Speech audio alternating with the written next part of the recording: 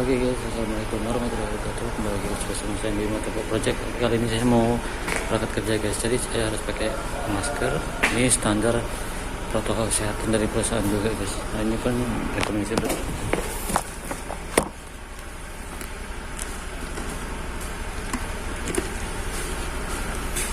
Tepat malam.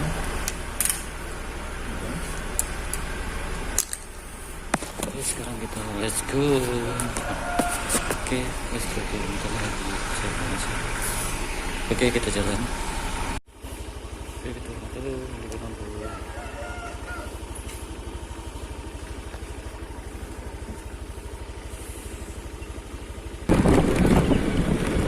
Oke, let's go. Hari ini pukul 6 start untuk melakukan apel pagi gitu guys. Jadi ya intinya tetap semangat. Oke, kita ngisi bensin dulu. Ya, sudah ngisi bensin, kita bahas dulu.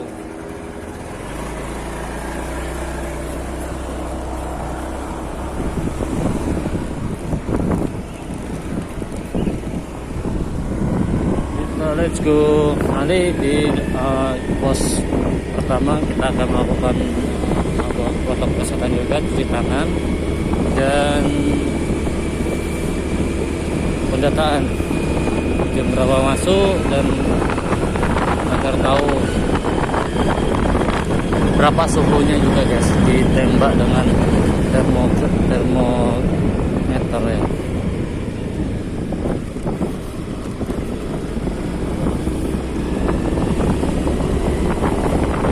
Ini pagi-pagi buta guys. Nanti saya tunjukkan gimana rute yang saya lewati.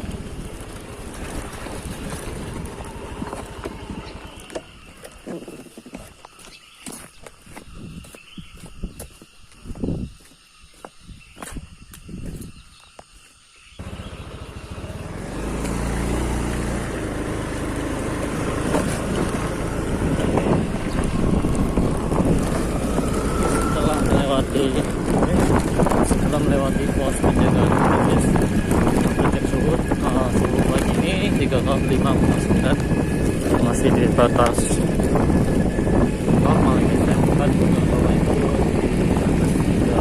rumah sampai di oke. Ini protokol kesehatan COVID-19 dan saya akan tunjukkan gimana rute yang saya lewati, dan wajar saja buat saya itu benjol-benjol guys. Oke, seperti ini rute yang saya lewati. Jalannya penuh batu-batu, itu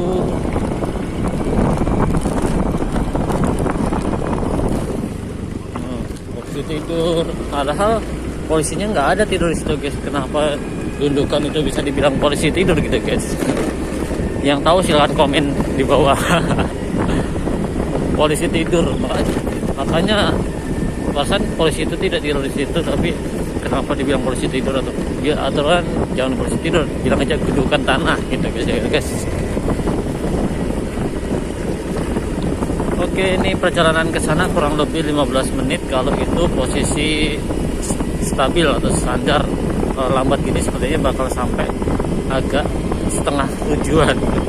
Dan apakah kena marah atau tidak? Biasanya waktu itu saya kena marah guys karena telat datang, tapi ya harus kebal ke telinga, kebal mental itu guys. Kalau di perusahaan itu dimarahin itu udah wajar, tapi kalau disempat dibentak itu kurang ajar ya guys ya. Karena sama-sama bekerja, jadi saling menghargai aja gitu guys. Tidak ada atasan itu yang semena-mena ke bawahannya bukan karena harus delay gitu guys. Jadi selagi di batas wajar, seharusnya atasan ini lebih mengayomi gitu. Karena tanpa bawahannya dia pun tidak akan dapat gaji gitu guys ya. Siapa yang mau dijaga? Nggak mungkin juga perusahaan mengangkat jadi atasan tanpa ada bawahannya. Soalnya penghasilan seseorang itu dari bawahannya guys ya, dari bawahan, terus kalau ada hasil baru disalurkan ke atasan. Oke, jalan lagi.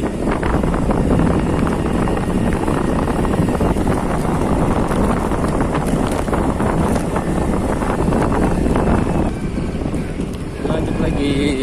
Ini dia perjalanan saya guys, perjalanan mencari rezeki, mencari sebuah receh-receh gitu guys ya.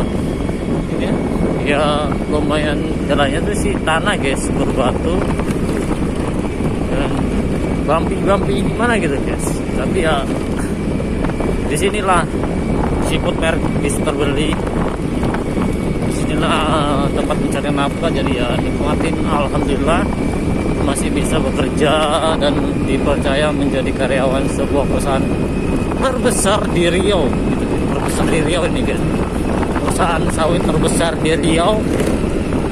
Coba cek kalian di Google, pasti akan ketemu perusahaan terbesar di Riau atau perusahaan PT Raksasa di Riau. Pasti akan tercantum di situ PT yang saya tempat saya bekerja karena ini PT terbesar. Itu sebuah kebanggaan sendiri guys bisa masuk sini. Ya mungkin ada rezeki saya di sini dulu ya. Awalnya tuh ikut-ikut. Kalau kalian pernah kerja buruh atau buruh kasar itu ya BHL atau singkatannya buruh harian lepas gitu guys. Jadi di situ saya mengikuti buruh harian lepas itu selama kurang lebih 2 tahunan ya guys ya. 2 tahun ya, setahun apa 2 tahun gitu ya. Pokoknya ya setahun ya guys ya. Setahunan lebih setelah. Terus tahun keduanya itu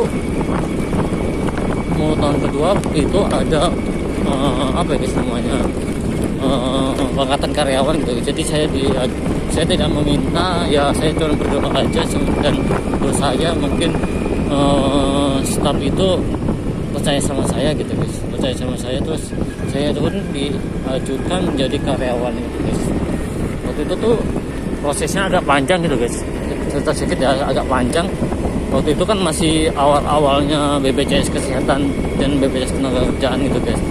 Situ BPJS Kesehatan itu harus salah satu piranti kewajiban yang harus dimiliki oleh karyawan baru gitu. Seharusnya tapi seharusnya tuh untuk BPJS Kesehatan itu dari perusahaan nih guys ya. Tapi karena kita karyawan baru ya wajib membuat dulu guys, karena perusahaan tidak mau menanggung risiko jikalau gitu guys, jikalau saat kita lagi proses proses yang 3 bulan pertama itu apa namanya ya, training 3 bulan pertama itu ada jauh-jauh lah gitu, ada musibah, akan silakan kerja gitu kan.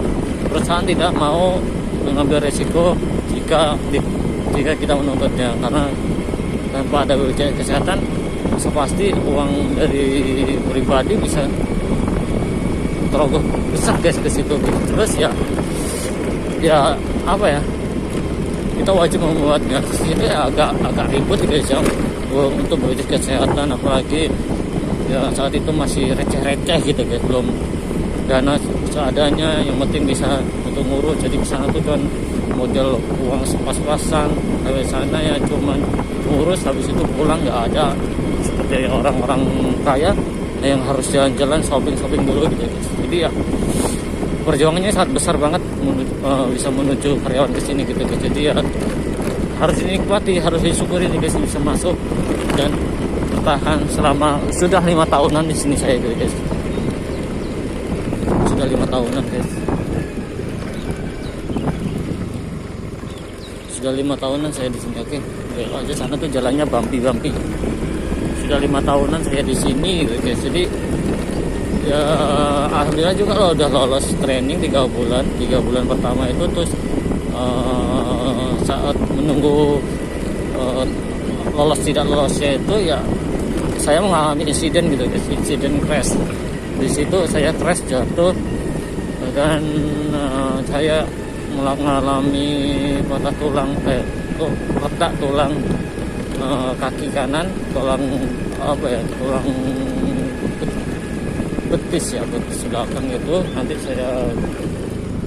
saya mengalami namanya putus asa dalam hidup gitu guys. Selama kurang lebih setahun saya tidak bekerja gitu guys. 3 bulan pertama tuh saya masa pemulihan,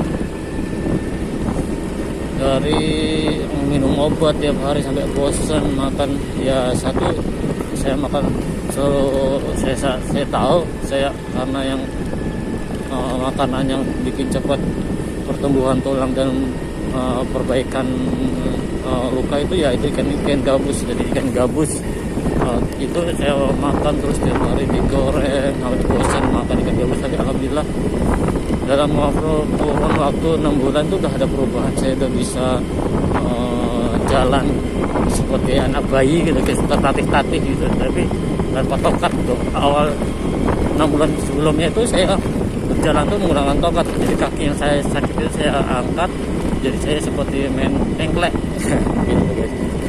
Di situ ya ada keputusan rasa saat pertama tahu saya di ronsen, diperiksa di dokter gitu, saya tulang betis saya itu retak katanya hampir putus, bertembus retaknya sedikit lagi gitu.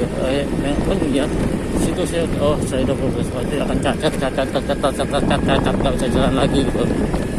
Tapi ya mungkin dokter tuh menyarankan memasang pen gitu guys. Tapi saya tidak mau pasang pen karena resikonya pasti akan membuka lagi pen yang setelah terpasang itu setelah setahun tidak harus dioperasi lagi. Jadi saya mencari alternatif lainnya, itu secara manual atau secara katanya bisa, karena waktu itu umur saya masih sekitar 18 tahunan lah.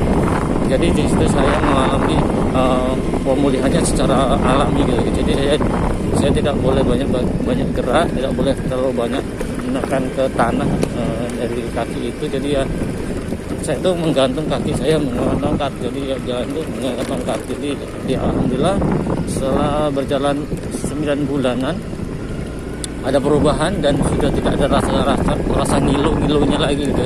Dan rasa sakit itu udah mulai berkurang. Dan setelah kurang lebih 11 bulanan di ronsen habis itu di ronsen katanya udah ada pemulihan, tapi masih ada tulang yang tumbuh itu ada pembengkakan. Jadi ya mungkin efek dari pertumbuhan tulang itu guys ya. Jadi ya 9 bulan itu di ronsen sudah normal kembali. Tapi ya namanya tulang kalau sudah pernah kayak gitu pasti akan selalu mengalami rasa ngilu saat musim dingin. Ya setiap hujan, setiap musim dingin itu kaki ini terasa ngilu. Jadi ya saya harus rajin-rajin minum susu gitu. Jadi susu ya guys ya, harus minum susu biar rasa ngilu itu hilang atau kalsium itu bertambah. Karena rasa ngilu itu karena kalsium itu ya di antara rongga-rongga itu mungkin ada yang berkurang gitu guys. Jadi harus wajib di support terus dengan susu. Oke. Jadi selalu keep seperti reading guys ya. Musibah itu tidak bisa kita tolak, bisa kita hindari dengan cara kita berhati-hati gitu guys. Karena celaka, hidup, mati itu sudah Allah takdirkan. Jadi semua itu bisa kita hindari dengan cara kita berhati-hati dan selalu mawas diri. Mungkin kecelakaan itu akan terjadi karena kita tidak waspada atau tidak hati-hati. Oke, keep safety reading. Salam motovlog Indonesia. Sampai jumpa di sini dulu. Next video kita bikin video tentang perjalanan kerja saya guys ya. Oke, see you next time, bye bye. Semoga ini bermanfaat bagi kalian, ada ilmu yang bisa kalian petik, dan semoga kalian yang bekerja masih serabutan atau ibaratnya untuk kalian lepas, segera dapat karyawan biar hidup kalian lebih terjamin, lebih ada apa ya, ada masa depannya gitu guys. Kalau karyawan kan kita ada masa depannya, kita bisa mendapatkan THR, bonusan, dan banyak lah fasilitas yang diberikan perusahaan itu, seperti bantuan pangan gitu guys. Oke, see you next time, bye bye. Salam motovlog Indonesia.